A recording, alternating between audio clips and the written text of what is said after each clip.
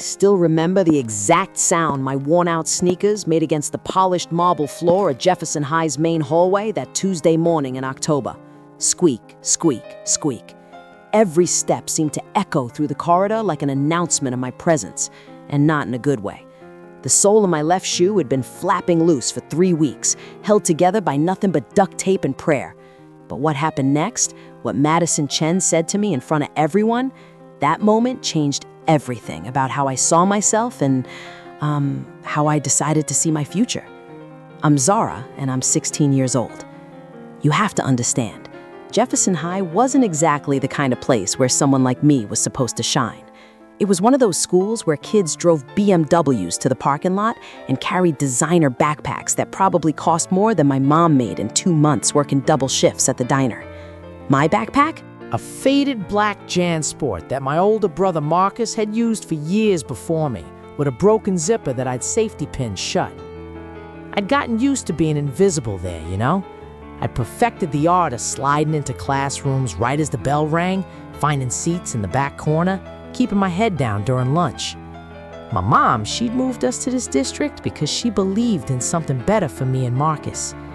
Education is the one thing nobody can take away from you, baby girl, she'd say while ironing her uniform at midnight, getting ready for another 6 a.m. shift. She worked at Murphy's Diner on Route 9, the kind of place where truckers stopped for coffee and the regulars knew her by name. But that Tuesday morning, I couldn't be invisible.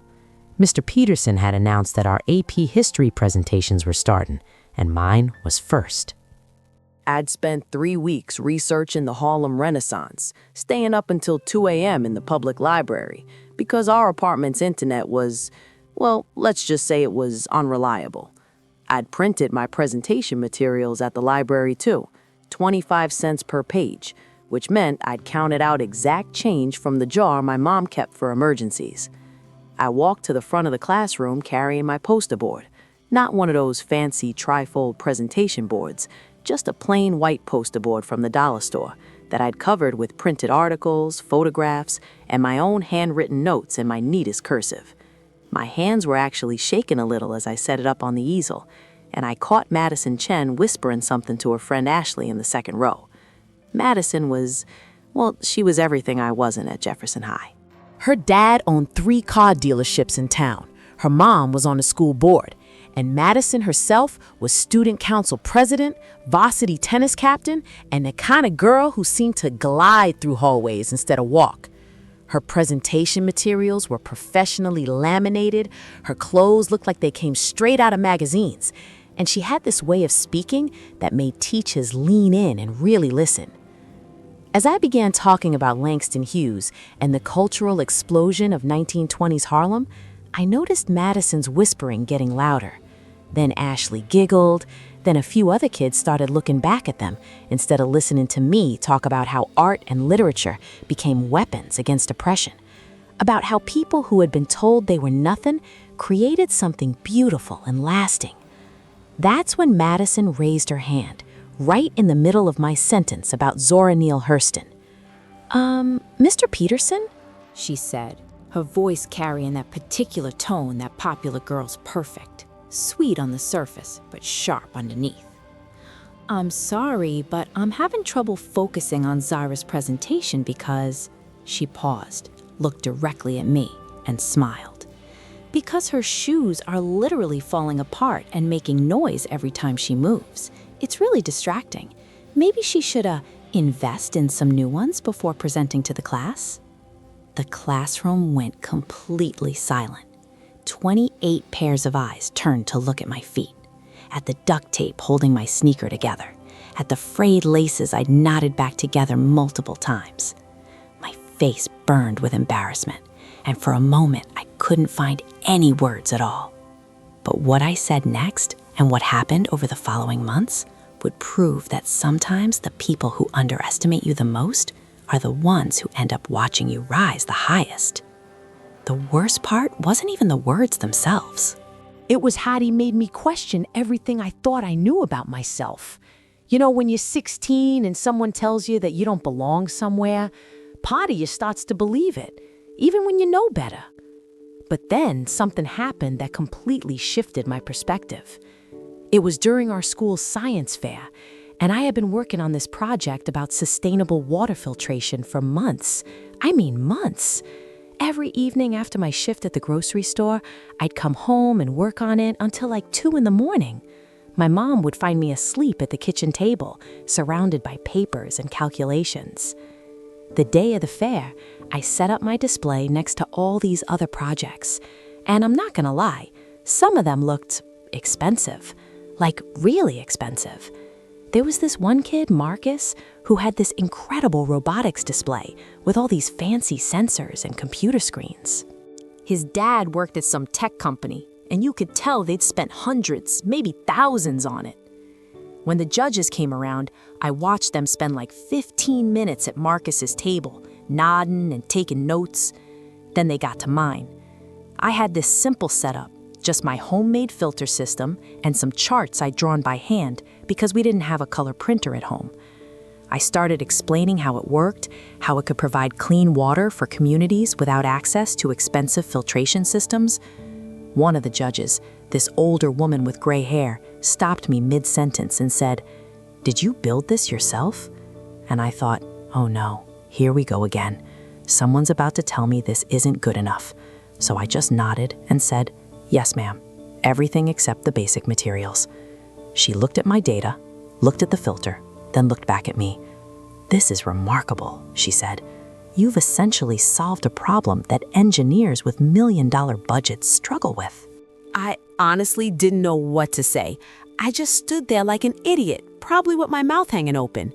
But wait, it gets better. So the principal comes over with this group of people I'd never seen before. Turns out they were from the local university's engineering department. They'd heard about my project and wanted to see it for themselves.